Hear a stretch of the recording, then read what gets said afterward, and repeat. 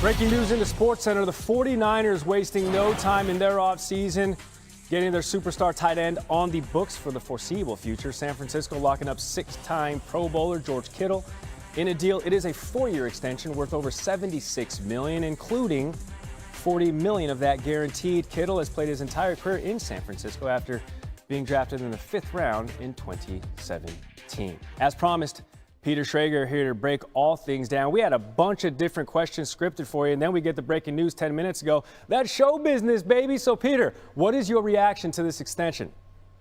Well, it keeps George Kittle as a 49er, as he should be. Back in 2020, 5 years ago, they had a long, arduous contract negotiation that ended up with having Kittle being the highest paid tight end in the league.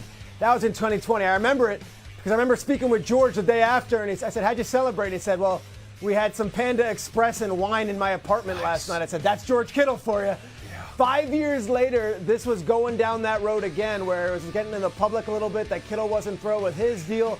It was up. Well, they take care of him. And now the question is, if you're keeping this thing going and the consistency, what do we do with Fred Warner? What do we do with Brock Purdy?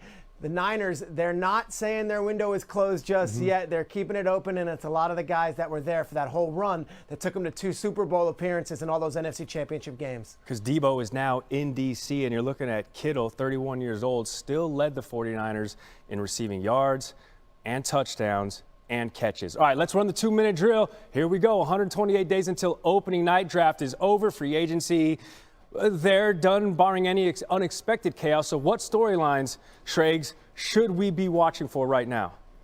All right, here are just 4 stories that I would keep an eye on over the next several months. First is Aaron Rodgers' watch, and I can call it Aaron Rodgers' watch 2025.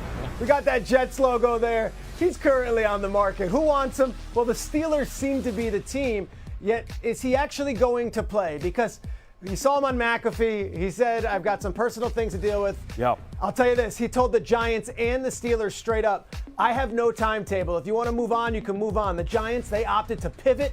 They went with Russell Wilson and of course, Jameis Winston, and now a rookie. Steelers, Will Howard's the only new quarterback they added. He's a 6th-round pick. 2, we got the schedule release, May 14th. It's a couple Wednesdays from now. And I want to see who the Eagles open up with. This, to me, is an interesting one. The NFL usually will pit the teams that they think are going to be relevant at the end of the season. The Eagles schedule some of the teams that they could play at home. Well, the Rams, the Lions, the Bears, and how about the Raiders? Some interesting teams that they could possibly do. And, of course, the entire NFC East is a possibility. Who deserves that prime billing of that Thursday night game? My third one's an interesting one. James Cook. You're like, James Cook? Yeah, we know. Josh Allen's the MVP. A lot of running backs got paid this offseason, including Saquon getting a renegotiated deal that will make him the highest paid running back in the league. James Cook was unbelievable last year. He's entering the final year of his contract. His agent and him have publicly said they want more than $15 million. The Bills have scoffed at that number. James Cook is an amazing player. Awesome, and was huge in that AFC Championship game. They need him. Let's see what they can do. The last one is this. I go Shador, but it's really the Browns quarterback room.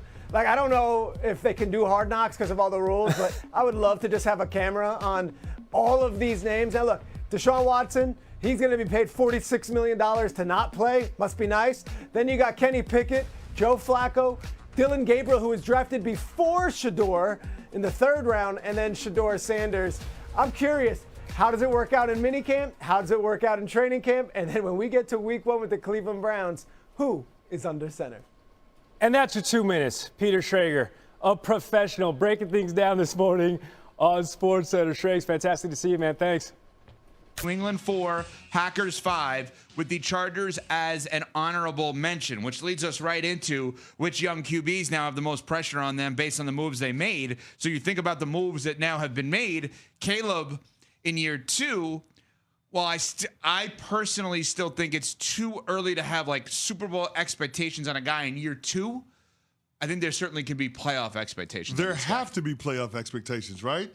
I mean, being able to take advantage of the rookie window when you have your quarterback at a controllable wage scale, especially at that position, knowing where the market is going to go this offseason, $60 million a year plus, you got to be able to capitalize on it. And you've got Caleb Williams under team control on that lower quarterback wage scale for the next 2 seasons. So what the Chicago Bears did this offseason makes a lot of sense. You can load up on talent on the offensive side of the ball. You can fortify this roster to make it an easy lift for Caleb Williams, or as easy as it possibly can be when it comes to trying to produce and put your team in position to qualify for the postseason. A lot of pressure on Caleb Williams. He got everything he wanted. He got his head coach. He got a reworked offensive line. He got more weapons added to his side of the ball. We do expect more from him. But are we already putting too much expectation on this kid in year 2? And here's why I ask that. He does have a new regime coming in. He is going to have that calibration period. And I wonder about the division. You're talking about 3 other teams last year that were playoff teams and that had double-digit win seasons.